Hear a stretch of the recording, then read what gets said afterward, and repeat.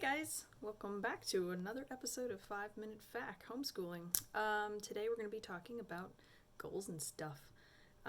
So as you come into the new school year, some kids are already back in school, so I'm getting at this a little bit late and I apologize. I've had my own school year to put together as well, so you will be faced with several decisions, whether to put your child back into the public school setting if that's even an option for your district in person, if you will keep them home and do distance learning if that is an option, which I think most districts at this point are picking up on that option, or whether you will do a hybrid of those two things. So maybe have your child in school on some days in person and then do online schooling, distance learning on other days. And then the last one will be full-on homeschooling. And I just wanted to touch on the kind of the differences between those. Again, I can't speak to the public school experience or distance learning experience very well. I did try the K-12 program. It's a public school online program where they send you all your curriculum. They send you computers and printers and all that. The box day is like Christmas. It's like amazing.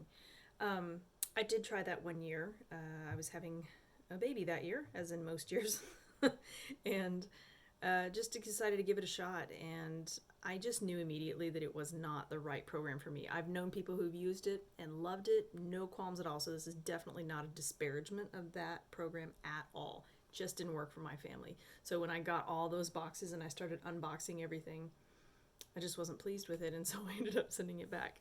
But for about a week, we gave it a shot, and I will say it's a full-bodied set of supplies that they give you, and if that's a route that you want to go, I think most states, maybe all states now, offer the K-12 program. It's pretty cool, honestly. It just didn't work for us. So as far as your local district goes, though, I think nearly everybody's jumping on one of several bandwagons, and some of them are still fleshing it out. Some districts are getting a super late start. Some districts are just boring full tilt ahead. So in terms of if you're comfortable with the idea of doing, either in person or hybrid, then kind of your decisions, I think, are fairly made for you. You might want to continue watching some of these videos as we get into organizational and motivational stuff, just because if you have a child that you are going to be teaching at home, even if you're using public school materials, there's still just some things about having your child at home that can be challenging sometimes, and you just kind of need all the help you can get, I think, in figuring out how to best shape your day and your surroundings and everything to help make that a workable situation for everybody, and to keep everybody in good spirits about it as well. It's really important. Like, after 20 years of this, that still is one of my biggest, I don't want to say challenges, because that makes it sound like it's a nightmare, like, oh no, it's so hard, but it is one of the biggest things I really keep in my mind. Like, how am I going to structure this year to make it where the kids want to learn and want to invest and all that. So yeah, so if you are sending your child to public school this year, good on you. That's a hard decision to make, and yeah, totally respect that. And if you're choosing a hybrid in-home, in-person thing, also good on you. Probably want to keep watching some of these videos. And if you're choosing to homeschool, obviously, that's a whole different deal. So homeschooling has the unique, shall we say, privilege of being able to choose all of your own curriculum, all of your own structure, all of your hours, all of your organizational tools, your record keeping, all of that stuff. And so it's just it's a different thing.